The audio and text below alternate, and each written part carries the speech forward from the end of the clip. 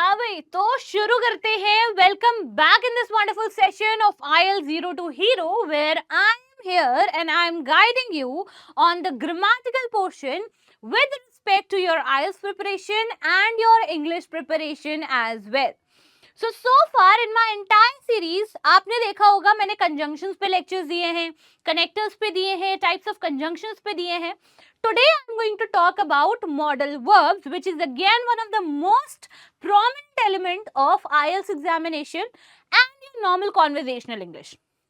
ठीक है, so let's get started and let's see what are the topics I will be covering एंड कैसे हम मॉडल वर्ब्स के साथ डील करेंगे, क्या क्या रूल्स होते हैं, क्या क्या रेगुलेशंस होते हैं when it comes to modal verbs, क्या क्या चीजें आपको ध्यान देनी चाहिए मॉडल वर्ब्स यूज करते टाइम पे, क्या क्या चीजें ध्यान नहीं भी देनी चाहिए, क्या चीजें रेलेवेंट है, क्या इरेलेवेंट है. At the same time I would like to tell you why modal verbs are important. तो देखो, मॉडल वर्ब्स ना बहुत ही इंपॉर्टेंट एलिमेंट होता है, इसलिए होता है क्योंकि modal verbs are a part of verb. ठीक है, अगर मैं आपसे बात करूं वर्ब्स के बारे में, तो वर्ब्स पूरे इंग्लिश में अगर आप देखोगे ना, तो पूरे इंग्लिश में बहुत इंपॉर्टेंट रोल प्ले करती है. ठीक है, उसमें अगर हम फॉर्म्स ऑफ वर्ब्स की बात करें या हम लिंकिंग वर्ब्स की बात करें, हेल्पिंग वर्ब्स की बात करें, तो again modal verb is also one of a kind. And let me tell you how you are going to dive deeper into it and how you are going to talk about it.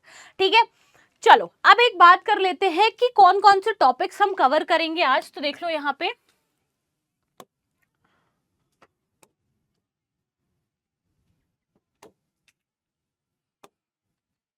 ठीक है, modal verbs, types of modal verbs, key rules for modal verbs, modals in aisles and examples.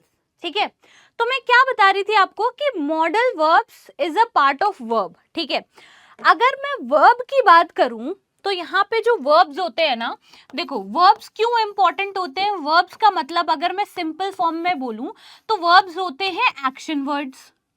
ठीक है, ये तो agree करते हो तुम लोग, एक्शन वर्ड्स होते हैं. हमारे पास बहुत सारे टाइप्स ऑफ वर्ब्स होते हैं, टाइप्स भी होते हैं, ट्रांजिटिव होते हैं, इनट्रांजिटिव होते हैं, रेगुलर वर्ब्स होते हैं, रेगुलर वर्ब्स होते हैं, फॉर्म्स ऑफ वर्ब्स होते हैं, लिंकिंग वर्ब्स होते हैं, हेल्पिंग वर्ब्स होते हैं. तो modal verb is also one because modal verb are there to help the main verb. ये रहते हैं मेन वर्ब को हेल्प करने के लिए in order to make sense of the sentence. क्यों होते हैं? ताकि हम सेंटेंस का सेंस बना पाए. ठीक है, ये समझ आ गया. अब हम बात करते हैं कि क्यों मॉडल वर्ब को बहुत ध्यान से या सोच समझ के यूज करना चाहिए. तो सबसे पहले, अच्छा उसको साइड रखते हैं, I will let you know कि हमें क्यों उसको ध्यान से यूज करना चाहिए. पहले ये देख लो कि होते क्या है एग्जैक्टली, या उसका एक डिस्क्रिप्शन देख लो. ठीक है, मॉडल वर्ब्स आर ऑक्सिलरी, मतलब हेल्पिंग वर्ब्स. अब आप मॉडल वर्ब को मॉडल वर्ब बोलो, मोडाल्स बोलो, ठीक है, ऑक्सिलरी बोलो, लिंकिंग बोलो, हेल्पिंग बोलो, सपोर्टिंग बोलो, जो बोलना है बोलो. ठीक है, इट हैज मल्टीपल नेम्स, तो कभी कंफ्यूज मत होना. ठीक है, ये समझ आ गया. अब देखो, that express necessity, ability, possibility, permission, obligation and other related meanings. एक मॉडल वर्ब या मॉडल वर्ब्स, दीज ये सारे एलिमेंट प्रेजेंट करने के लिए यूज होते हैं. ठीक है, necessity, ability, possibility, permission, obligation, कैसे कैसे कब क्या यूज करना, I will be telling everything one by one. शांति से पहले इसको सुन लो. They modify the main verb. They modify the main verb. मैंने क्या बोला? Modify तो ठीक है, हेल्प भी करते हैं, मॉडिफाई भी करते हैं, उनकी मीनिंग एनहांस भी करते हैं. ठीक है, जो मेन वर्ब हमें मीनिंग्स नहीं प्रेजेंट कर पा रहे, वो हमें मॉडल वर्ब के थ्रू पता चलता है. ठीक है, अब आ जाओ. In a sentence, but do not change form based on the subject, no s in the third person singular. अब ये तो देखो थोड़ा आ जाता है रूल्स एंड रेगुलेशंस के पॉइंट ऑफ व्यू पे, तो I will be telling you that as well, but अभी फिलहाल बस इतना याद रखो, कभी भी अगर आपके सामने मॉडल वर्ब आ जाए या मॉडल वर्ब पढ़ने जाओ तो हमेशा याद रखना मॉडल वर्ब हम क्यों यूज करते हैं, क्या यूज होता है मॉडल वर्ब का, किस चीज के लिए यूज करेंगे। तो सबसे पहले यहाँ पे ध्यान रखना, मॉडल वर्ब ऑक्सिलरी वर्ब्स होते हैं, हेल्पिंग वर्ब होते हैं, जो 3-4 सिचुएशंस को प्रेजेंट करने के लिए यूज होते हैं, जैसे necessity, ability, possibility, permission, obligation and other related meanings. इनका जो काम होता है मेन, वो होता है मेन वर्ब को मॉडिफाई करना, उनकी मदद करना, in order to give you the intended meaning of the sentence. Sorted? Clear? आगे बढ़ते हैं। देखो आगे क्या है, अब बात करते हैं कि मैम हमारे पास कितने टाइप्स है मॉडल वर्ब के, हमको कितने मॉडल वर्ब्स पढ़ने पड़ेंगे in order to get this. तो सबसे पहले यहाँ पे देखो, you can already see it, modals of ability expressing capability. Modals of ability, ability मतलब क्षमता, ठीक है, to be very precise in Hindi. तो मॉडल्स ऑफ एबिलिटी कौन कौन से होते हैं? कैन, गुड, ठीक है।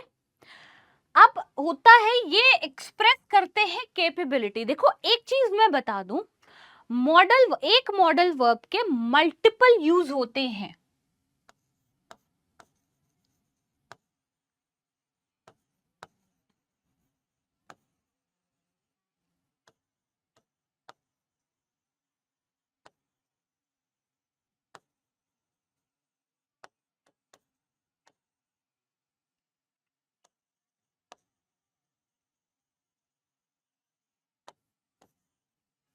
ठीक है, one modal verbs can be use for multiple meanings, ये पता है, ठीक है।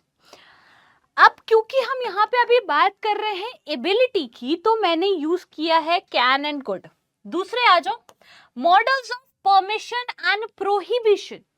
Models of permission and prohibition, तो अगर आप परमिशन की बात कर रहे हो तो कैन भी यूज कर सकते हो, बट सॉरी, बट कैन नहीं यूज करना है, बिकॉज कैन इज मेजरली, या आप कह सकते हो जो उसकी प्रायोरिटी मीनिंग होती है वो होती है फॉर एबिलिटी, ठीक है। तो परमिशन के लिए क्या यूज होता है? परमिशन के लिए हम यूज करते हैं मे, एंड सेकंड क्या हो जाएगा? माइट। क्लियर? ये हो गई आपकी permission and prohibition. Models of obligation and necessity, तो ऑब्लिगेशन के लिए हम यूज करते हैं मस्ट, नेसेसिटी के लिए यूज करते हैं have to. Clear? Modals of possibility and probability, okay, possibility के लिए भी हम यूज करते हैं मे एंड माइट।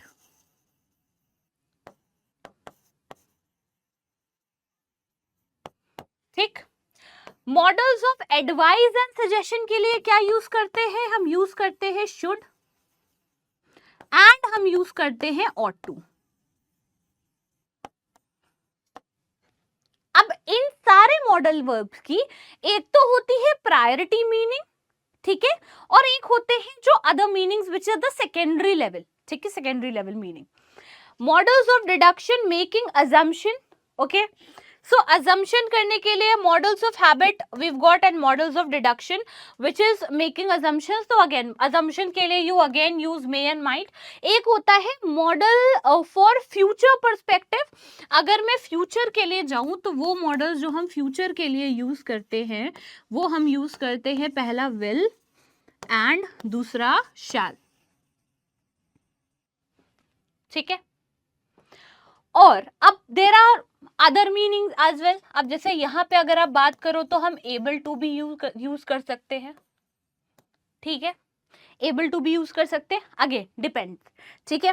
तो these are some of the major modal verbs जो आपको यूज करना है, जो आपको आइल्स में भी काम आएंगे और जो आपको नॉर्मल इंग्लिश कॉन्वर्सेशन में भी काम आएंगे, ठीक है। Now have a quick look, ठीक है। एबिलिटी के लिए can, could, able to, may, might for permission, modals obligation, must have to, modals possibility, may, might, modals of advice, should, ought to, and for future we have got will, shall. ठीक है, अब ये तो हो गए जो आपके पास models आएंगे। ठीक है, इसके अलावा what else we are suppose to, जैसे मैंने एबल टू बोला, उसके साथ मैंने यहाँ पे हैव टू भी लिखा है, उसके साथ एक नीड टू भी होता है। तो ये जो सेकेंडरी है, ये प्राइमरी नहीं होते, ये सेकेंडरी होते हैं because of some of the rules. कुछ रूल्स होते हैं जिसपे ना, एक रूल जैसे ये होता है कि आप दो मॉडल वर्ब एक सेंटेंस में नहीं यूज कर सकते हो। ठीक है, तो वहां पे इन दैट केस आपको कुछ और वर्ड यूज करना पड़ेगा in order to give the intended meaning.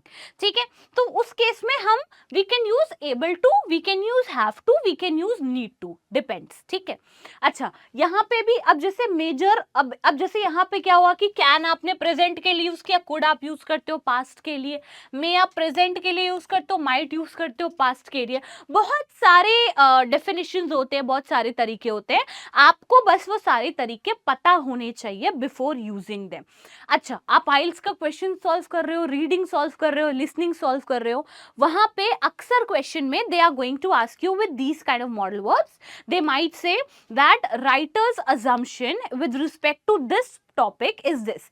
Ab he is assuming something, it means it is not a fact. The writer's assumption is he may consider this as a point. So when it said that he may consider, matlab there is a possibility for him to consider, he is not considering as of now. तो इसीलिए मैं कहती हूँ जब भी may, might, should, would, could, हाँ will है, देखो will के साथ मुझे एक और याद आया, would है। ठीक है, getting it? So yeah, these are all something which you need to consider when it comes to the reality check of the modal verbs. अब बात करते हैं next part की, which is the rules that you get with respect to the usage of modal verbs. अब क्योंकि मैंने आपको initially बताया कि मॉडल वर्ब को बहुत ध्यान से यूज किया जाता है, क्योंकि इनके साथ कुछ रूल्स एंड रेगुलेशंस अप्लाई होते हैं, कुछ रूल्स एंड रेगुलेशंस लगते हैं ना। What are those rules and regulations which you need to be very careful of? सबसे पहले देख लो, modal verbs are always followed by the base form of the main verb without to. What is base form? अगर आपको याद होगा, मैंने आपको पहले भी पढ़ाया है वर्ब के फॉर्म्स,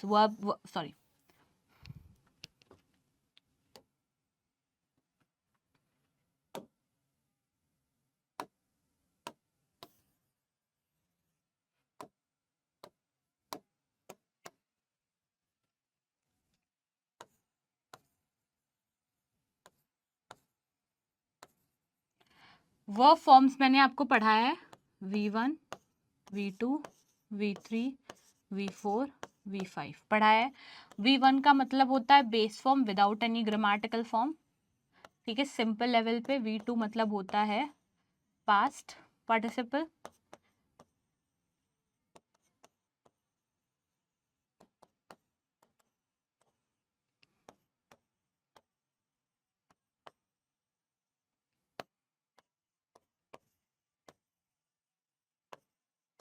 यही बताया था मैंने। ठीक है, तो हम मॉडल वर्ब जब भी सॉल्व करते हैं ना, तो मॉडल वर्ब में हमेशा हम बेस फॉर्म यूज करते हैं। मॉडल वर्ब के साथ हमेशा ही जो वर्ब की फॉर्म आती है वो आती है बेस फॉर्म। क्लियर? ये समझ आ गया? अब आगे बढ़ो। देखो, she can speak Spanish. Speak, speak, spoke, spoken होता है, तो हमने क्या यूज करा? स्पीक कैन के साथ। She can to speak Spanish. This is going to be the wrong sentence. She can to speak Spanish. Infinitive हम नहीं लगाते हैं when it comes to usage of modal verb. Infinitive again लगाते हैं with respect to a certain rule, जहाँ पे कोई rule apply होगा। I'll be telling you everything. देखो, they do not change the form in different subject. He can run fast. हम चाहे, अब जैसे he goes to school, ठीक है, he goes to the market. हम ही के साथ जब भी हम सिंगुलर की बात करते हैं, तो अगर हम आपको जब मैंने आपको टेंसेस पढ़ाया था, तो टेंसेस में मैंने आपको ये चीज बताई थी ना कि जब भी हम सिंपल प्रेजेंट टेंस में बात करते हैं, तो सब्जेक्ट के साथ जो हमारा वर्ब आता है, उस वर्ब में एस या ईएस लगता है अगर हमारा सब्जेक्ट सिंगुलर है तो। आई टोल्ड यू ठीक है। अगर हमारा सब्जेक्ट सिंगुलर है तो एस या ईएस लगेगा, मतलब ही के साथ अगर गो आ रहा है तो ही के साथ गोज आएगा, गोज आएगा, ही गोज टू स्कूल ऐसे आएगा, या ही रन्स फास्ट, अगर मैं यहाँ हटा के रन भी लिख रही हूं तो यहाँ पे आएगा ही रन्स फास्ट। बट क्योंकि हमने मॉडल वर्ब लगाया है तो because of modal verb and the rule that applies over here, हम रन के साथ कोई छेड़खानी नहीं कर सकते, because modal verb says, modal verb का rule says that we need to use the base form of the verb whenever we are making the sentence. तो चाहे he, she, it, they, I, you, we, whatever it is, आप उसके साथ only first form use करोगे विच is the base form. Got it? Clear? All good? चलो आगे बढ़ते हैं। Now let's talk about the next one which is negation is formed by adding not after the model. negation का मतलब when you are using or when you are making a negative sentence, वहां पे negation होता है, form कैसे होता है negation? by adding not after model. you should not be late. आपको लेट नहीं होना चाहिए, नहीं होना चाहिए, should not. questions are formed by placing modal verb before the subject. अब एक और चीज यहाँ पे ध्यान देना, अगर आपको मैं और भी अच्छे से बताऊं इसको, तो हमारे पास एक टर्म होता है जिसको हम कहते हैं,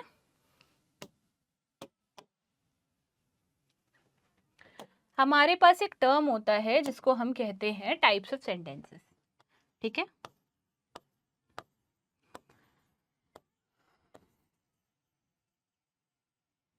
ठीक है। टाइप्स ऑफ सेंटेंसेस में देखो हमारे पास होता है affirmative, negative, interrogative, negative interrogative, WH, negative WH. ठीक है, ये होते हैं सेंटेंसेस। अब बात करते हैं कि टाइप्स ऑफ सेंटेंसेस में एक टाइप का सेंटेंस आता है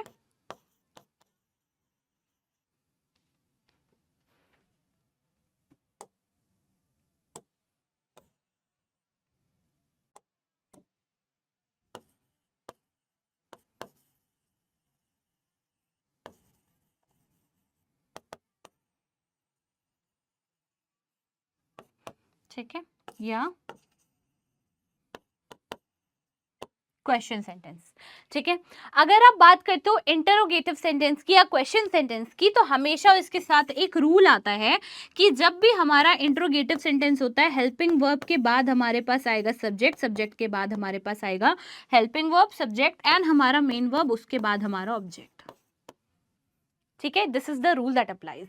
ठीक है, अब बात आती है कि ओके नाउ, तो क्वेश्चन फॉर्म करने के टाइम पे we are going to place the modal verb before helping verb है, हेल्पिंग वर्ब की जगह पे मॉडल वर्ब हो जाएगा, तभी उसके बाद हम यहाँ पे इसको क्वेश्चन सेंटेंस बना पाएंगे which says can you help me. तो can is a modal verb, use a subject, help is a verb and then me becomes the object and then the question mark. This is how the sentence works, this is how the rule works. Did you get that? So this is how you are going to come up with an answer and ये rules जो होते हैं this is something important.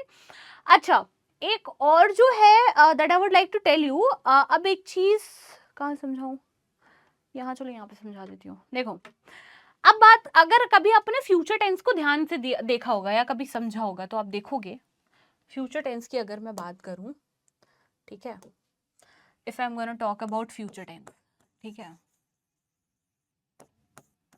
देखो future tense में हम क्या use करते हैं, विल, शैल। ठीक है, अगर आप बात करोगे फ्यूचर कॉन्टिन्यूअस की अगर बात करोगे, ठीक है, उसका स्ट्रक्चर क्या होता है, subject, will, shall, be, verb की फोर्थ फॉर्म, ऑब्जेक्ट, यही होता है। ठीक है, अब क्वेश्चन यहाँ आता है कि मैम विल है, शैल के साथ बी है, बी के बाद वर्ब की फोर्थ फॉर्म क्यों है? इसी रूल के वजह से, जो रूल अभी मैं आपको समझा रही थी कि आप कभी भी मॉडल, क्योंकि ये विल शैल तो फ्यूचर पर्सपेक्टिव के लिए तो यूज होता है, बट साथ ही साथ ये मॉडल वर्ब्स भी तो है, उसका भी तो ध्यान देना है। तो उसके साथ अगर हम बी नहीं लगाएंगे, वर्ब की फोर्थ फॉर्म डायरेक्टली लगा देंगे, तो that's going to be grammatically wrong. वही सेम चीज अगर आप फ्यूचर परफेक्ट में देखते हो, अगर आप फ्यूचर परफेक्ट टेंस की बात करते हो, तो फ्यूचर परफेक्ट टेंस का क्या होता है, स्ट्रक्चर सब्जेक्ट होता है, सब्जेक्ट के साथ आता है आपका विल के साथ आपका आता है शैल के साथ आपका आता है हैव के साथ आता है आपका वर्ब की third form and then object. तो क्योंकि हमें थर्ड फॉर्म हमें फ्यूचर परफेक्ट बनाना है, तो फ्यूचर परफेक्ट बनाने के लिए विल शैल, क्योंकि मॉडल वर्ब है तो उसके साथ हमें हैव लगाना पड़ेगा, उसके तभी बाद हम वर्ब की फॉर्म चेंज कर पाएंगे which is the third form. Now I hope you guys have got it कि हमें रूल कैसे अप्लाई करना है। This is the rule that you are going to use. ठीक है, अब एक बार इधर देख लो, how to use modal verbs in IELTS writing and speaking. तो आइल्स राइटिंग टास्क 2 की बात करें, विच इज ऐसे राइटिंग की बात करें, तो एक्सप्रेसिंग ओपिनियन के लिए government should invest more in education. Should का मतलब हो गया सजेशन। अभी जब when I will be telling you when I will B diving deep into the modal verb, सब आपको समझ में आएगा कि एक मॉडल वर्ब को हम मल्टीपल वे में कैसे यूज कर सकते हैं। अभी बस एज एन एग्जाम्पल इसको समझ लो। ठीक है, speculating about the future, this policy में इंप्रूव द इकोनॉमी। अजम्पशन, यहाँ पे में एज एन अजम्पशन यूज हो रहा है। Making strong recommendation, people must reduce plastic usage. अब बोलोगे मैम मस्ट तो हम ऑब्लिगेशन के लिए यूज करते हैं या रूल्स एंड रेगुलेशंस के लिए यूज करते हैं, तो स्ट्रॉन्ग सजेशन वर्ड कहाँ से आया? तो देखो अभी मैंने बताया कि एक मॉडल वर्ब के मल्टीपल यूसेज होते हैं, तो अभी just learn like this, I will be telling you everything in detail next session में। ठीक है, अभी फिलहाल सिर्फ मॉडल वर्ब को समझो। ठीक है, अब आज नेक्स्ट की बात करें तो how to use modal verb in IELTS writing and speaking में। स्पीकिंग के पर्सपेक्टिव से देखोगे तो स्पीकिंग में गिविंग पर्सनल ओपिनियंस में I think people should exercise daily. Speculating about the past, he must have forgotten our meetings. ठीक है, क्या है? मस्ट है, मॉडल वर्ब है, मॉडल वर्ब के साथ हमने क्या लगा दिया? हैव के साथ हमने वर्ब की थर्ड फॉर्म तब यूज कर पा रहे हैं हम in our meeting. Giving advice, you ought to practice. Ma'am giving advice के लिए तो हम सजेशन के लिए हम शुड यूज करते हैं, तो हम ऑट टू भी यूज करते हैं। कैसे? आई will be telling you later on. ठीक है, चलो मॉडल वर्ब्स कैन। अब देखो एक बार कैन की तरफ देख लो, क्या होता है कैन? ठीक है, सिर्फ यही बता रही हूँ। Can is used to express ability or capability in present और general time। general का मतलब ही present होता है, present का मतलब तो present होता ही है time। ठीक है, it shows what someone is capable of doing। इसीलिए अगर आप याद करो when we were small, हमें स्कूल में क्या सिखाया गया था? Ma'am may I come in और ma'am can I come in. Can नहीं, बिकॉज कैन मतलब ability, you are capable of coming in inside the classroom, मतलब you are capable, you've got good working legs, you've got good body, you've got everything working, all your organs are really good, you can definitely come inside the classroom, but the fact is you are asking for the permission just for the sake of the respect of the person that is sitting in there in the classroom, that is your teacher। ठीक है, who's your teacher? So basically यहाँ पे you are just asked what you are capable of doing, आपका calibre क्या है। ठीक है, sentence structure क्या होता है? सब्जेक्ट के साथ कैन के बाद base form and then object. Can के पास सब्जेक्ट एंड बेस फॉर्म आपका इंट्रोगेटिव सब्जेक्ट बनाता है, इंट्रोगेटिव सेंटेंस बनाता है। सब्जेक्ट के बाद can not and can't base verb के साथ ऑब्जेक्ट फॉर नेगेटिव सेंटेंसेस ये बनाता है।